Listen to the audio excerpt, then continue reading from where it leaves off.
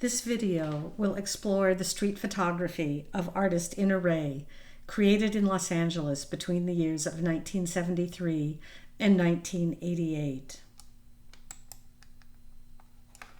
Approximately 12,000 images created by Ray in this period reside in the Tessa digital collections of the Los Angeles Public Library, and I will put a link to this page in the comments. My name is Bonnie Barrett.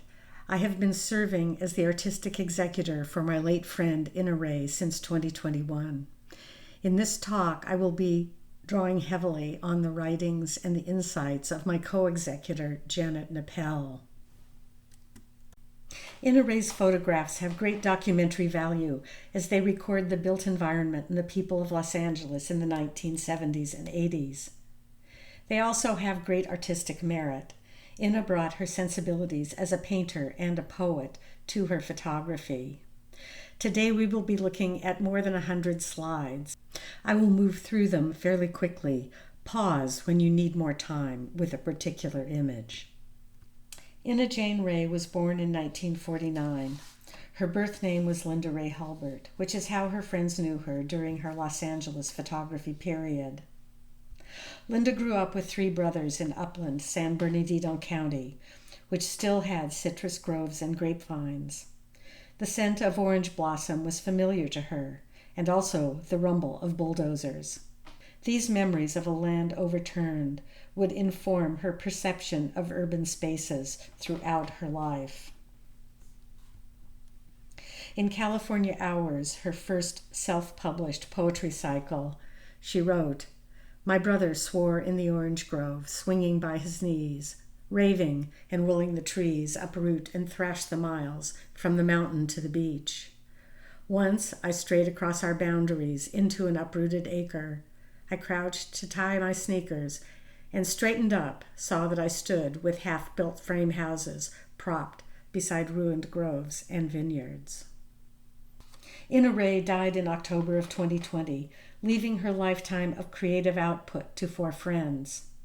I took on the role of artistic executor, having very little idea what it would entail or what lay ahead.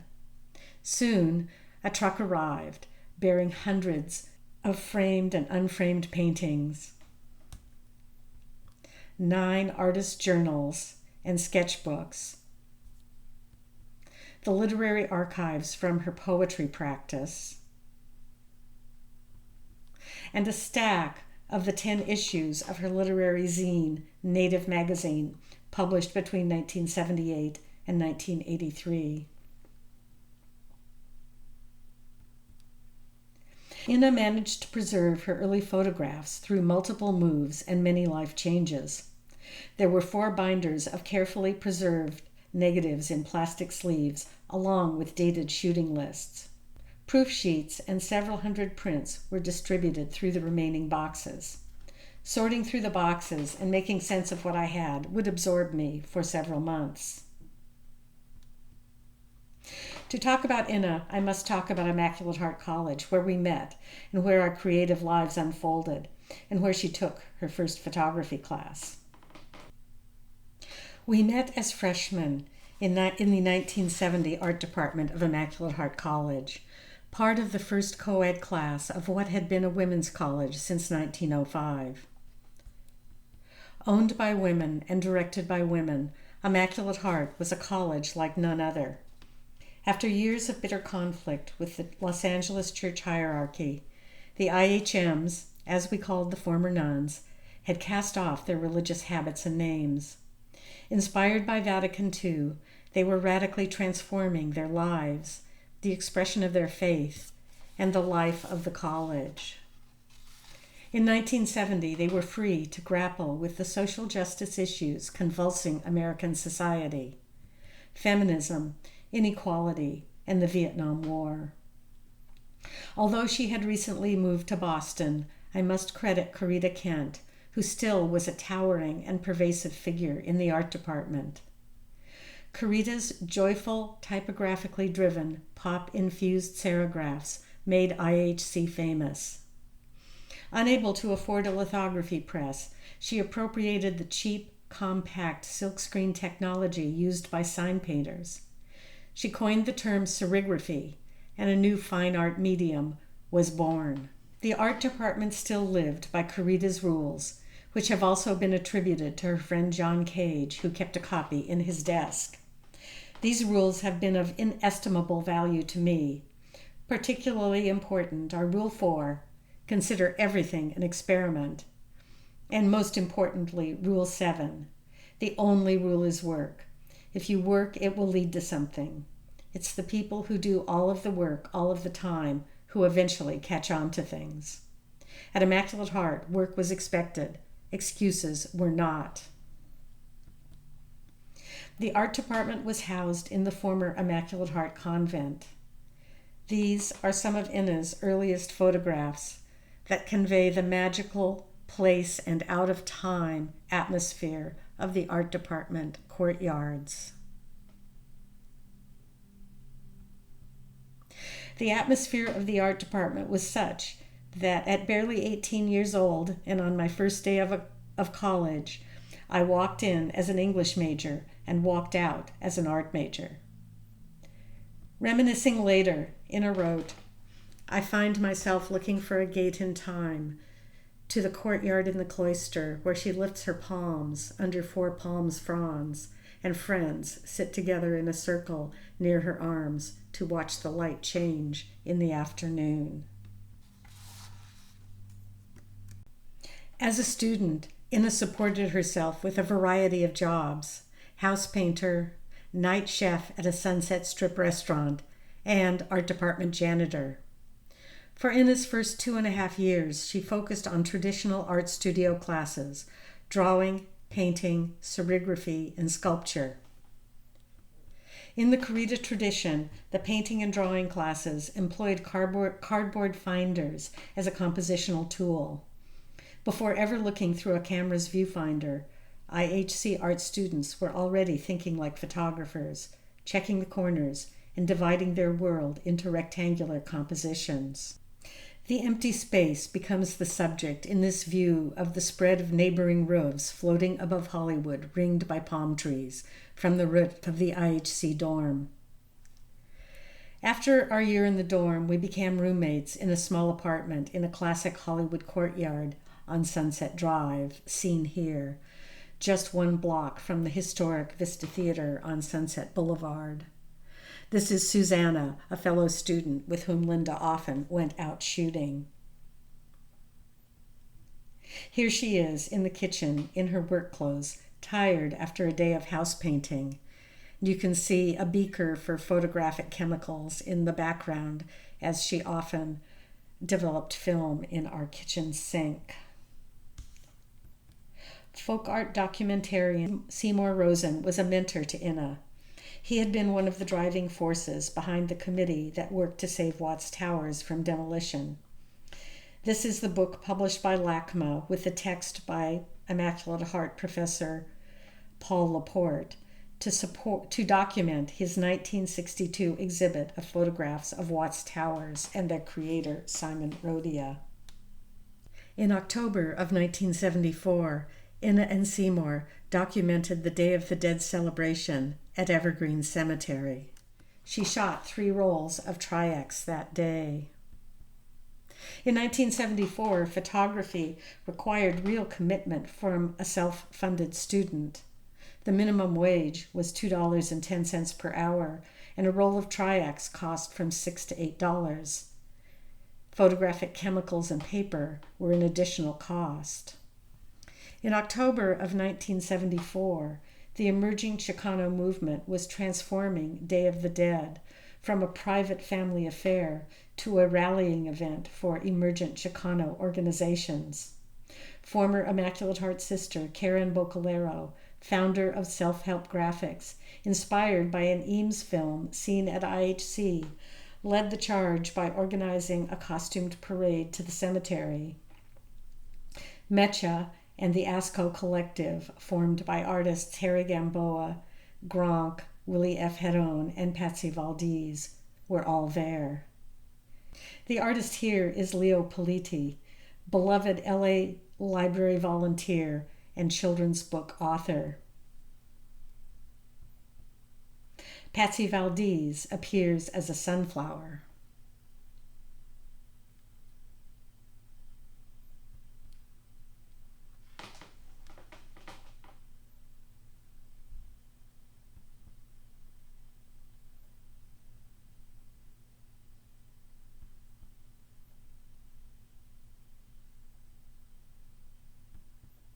Father Arnaldo Gonzalez from Soledad Church conducted an open-air mass.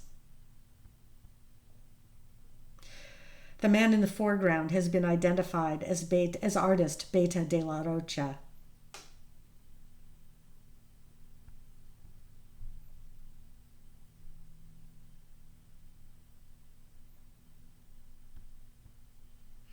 In 1976, Inna took the first of many Venice photos.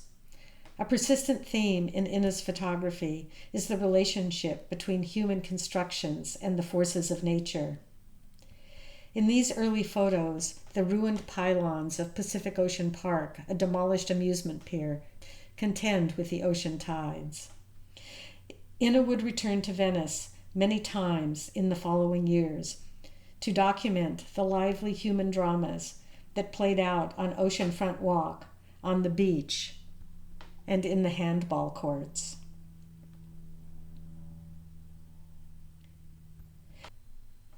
She photographed the ruins of a cluster of stone houses being overtaken by weeds in Alta Loma near her childhood home several times over the years.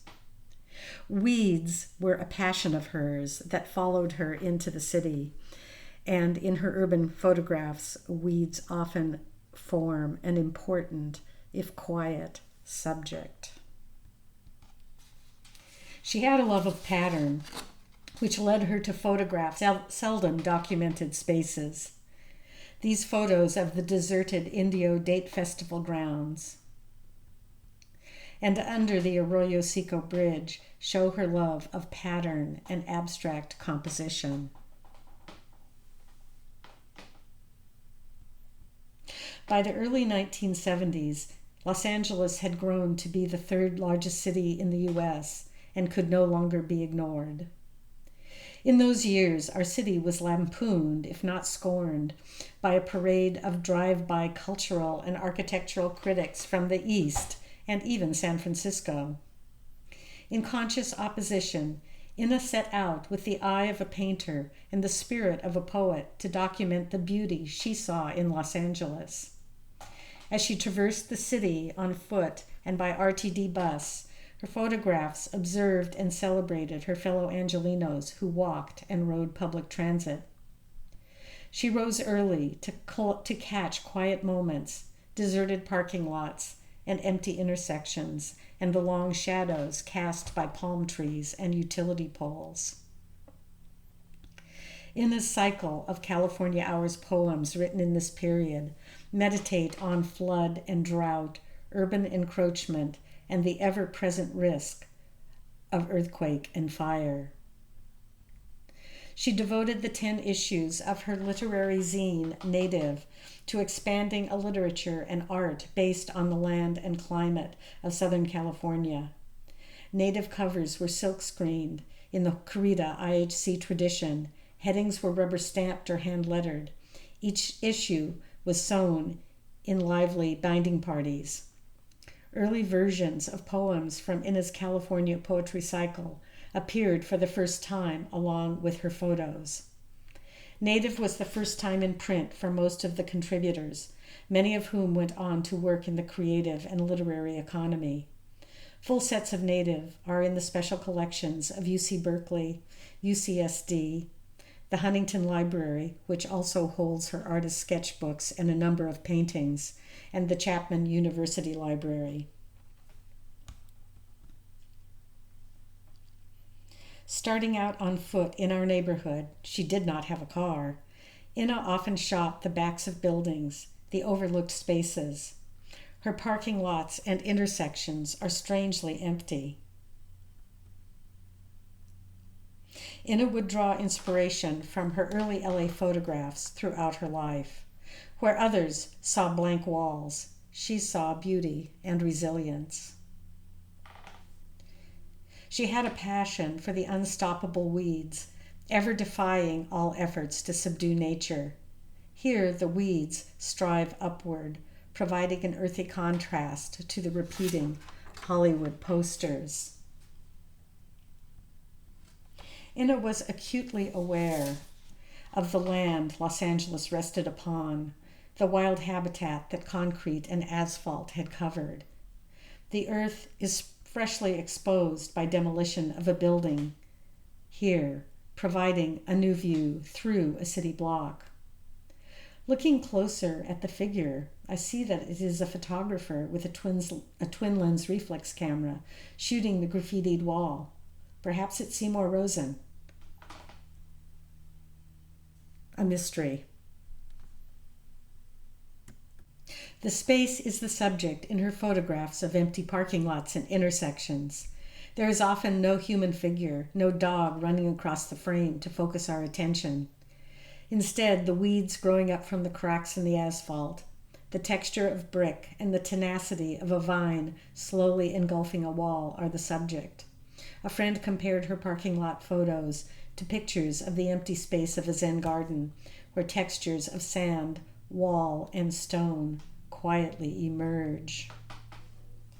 In 1974 and 1975, Inna was meeting with a group of women photographers loosely affiliated with the Los Angeles Women's Building. She showed 6 photographic prints at the Women's Building in 1975.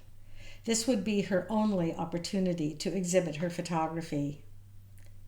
These prints and 300 additional photographic prints have recently been added to the collection of the UC Irvine Langston Museum of California Art. And I'll mention here that she loved banana trees and utility poles. And I don't know where she found so many empty parking lots, or perhaps just with one car in there. I've often wondered about that. You can see the weeds here in the foreground are very important to the photograph.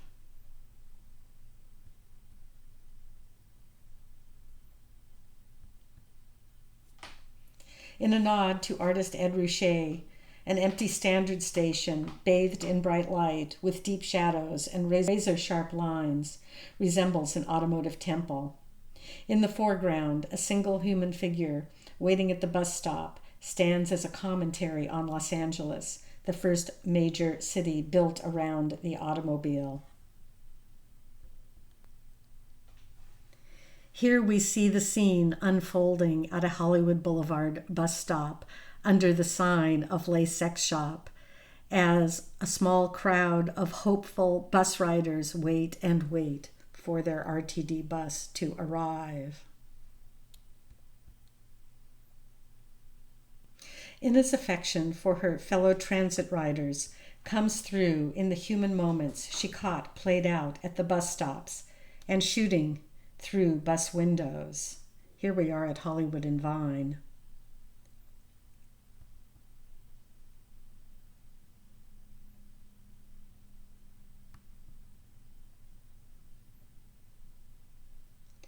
She sometimes took advantage of the reflective bus windshield to create layered images that looked both backwards and forwards. And this was shot on Colorado Boulevard in Pasadena. She was drawn to Art Deco and modern architecture, much of which was being demolished. This building has survived, but the Gilmore Theater down on 3rd Street near Fairfax was bulldozed shortly after this photo was taken. Later, she would return to photograph the aftermath of demolition. Her sense of humor shows in the comical ineffectiveness of the bulky iron chains that may have been salvaged from a shipyard. Like poetry, the best photographs merge subject and form to complete their meaning. The artist singles out the poetic image from the proliferation of merely factual images, whether seen in the world first or on the contact sheet later.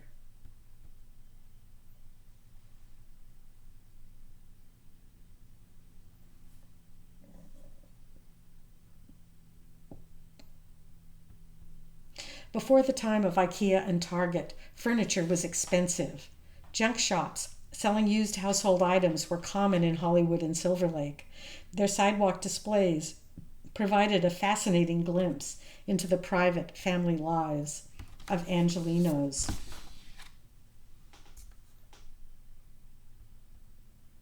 Inna rode the RTD bus downtown, where she shot empty parking lots, intersections, and the backs of buildings. The billboards often provide an unintentional commentary on the scene.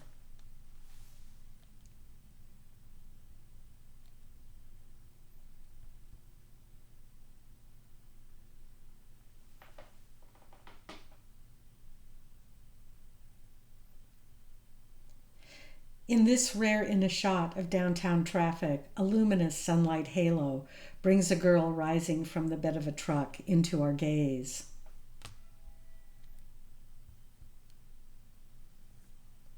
A vintage car seems to have time traveled to Bunker Hill to observe the newly constructed Bonaventure Hotel, rising above the downtown skyline of 1976.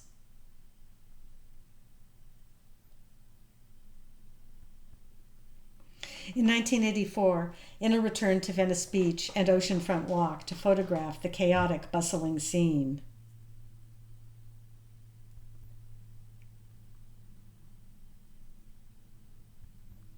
Beryl's studio was a plaster casting shop near the Santa Monica Pier.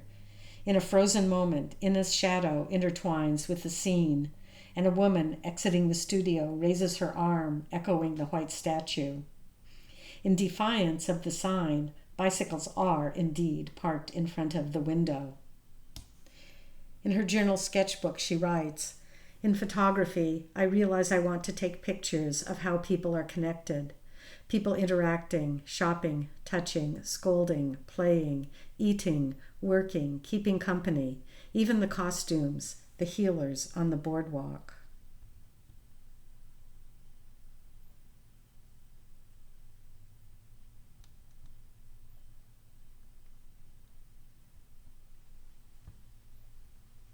You could rent skates at Cheapskates, and everybody did. Skating was the perfect way to tour Venice, show your style, and maybe even cut a few disco dance moves.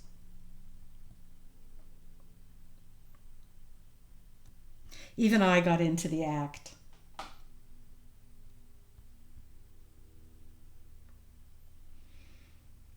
Now, looking for a straightforward picture or subject, not an arrangement imposed on reality, to make a photograph, my subjects, what caught my eye, my feelings, wrote Inna Ray.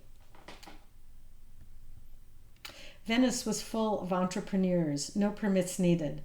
Prices were reasonable and styles were current. In 1984, the Olympics were coming to town, and Venice welcomed locals and visitors alike. Artists displayed their talents, and sometimes themselves. Buskers and street performers drew spontaneous audiences.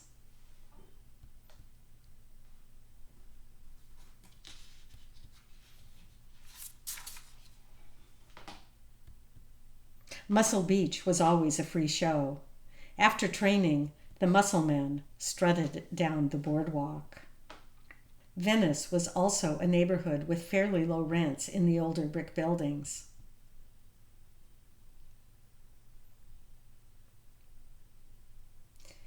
Inna caught the contrast between the locals and weekend visitors outside the Sidewalk Cafe, which was popular with both.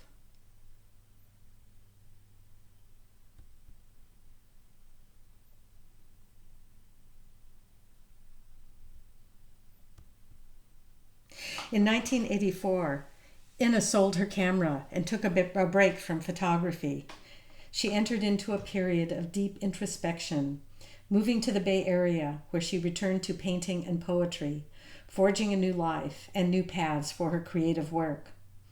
Inna returned to painting and deepened her faith, studying theology at the Berkeley Theological Union. She wrote, "Nothing can bind my energy to a single medium, polygamous. No single medium marries me." In 1987, when Inna picked up a camera again, her photos are almost exclusively vegetation and trees. She was developing a new body of work, exploring the connection between women's bodies and the natural environment. Through it all, she kept sketchbooks filled with thoughts and sources of inspiration. Photography has been a way for me to find my subjects: webs, tree branches, thickets, trunks. In her Bay Area years, Inna was laying the foundation for her final body of work. She shot hundreds of photographs of Point Pinole, which would later serve as sources for paintings. And you can see the photograph on the left and the painting on the right. This particular painting in the collection of the Huntington Library in San Marino. Although she had stopped doing street photography, Inna held on to her archive of black and white negatives, prints, and proof sheets, using the images as inspiration for painting and perhaps poetry. Her sketchbooks from that time show that she was still drawing inspiration from her Los Angeles photos. This 1978 photo of friend Lilla Weinberger and her son served as the source for the 2008 painting Our Lady of the Park Bench, which also served as Inna's Christmas card that year. In 2010, an early retirement enabled Inna to move to the Eastern Sierra, where she lived in a small trailer and painted.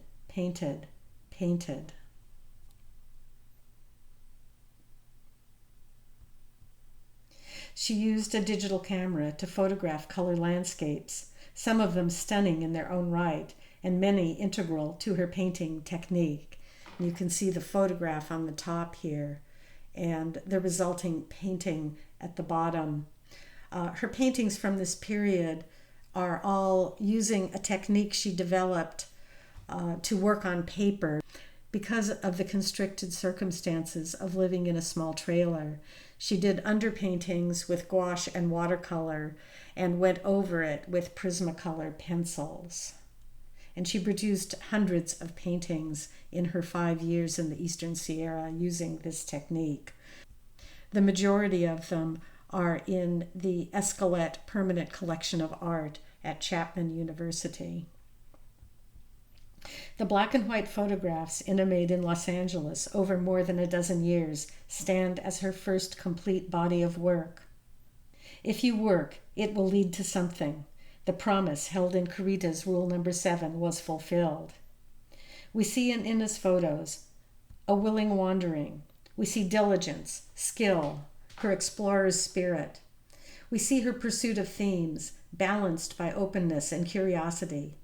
In her photos, we see Inna's faith in a finder, her confidence in casting for image, seeking towards irreducible meaning. And I thank you for your attention. I will post several links in the comments, including to a website. The website www.innajaneray.com has a great deal of information about Inna Ray's varied career and a list of where her work can be found in public collections.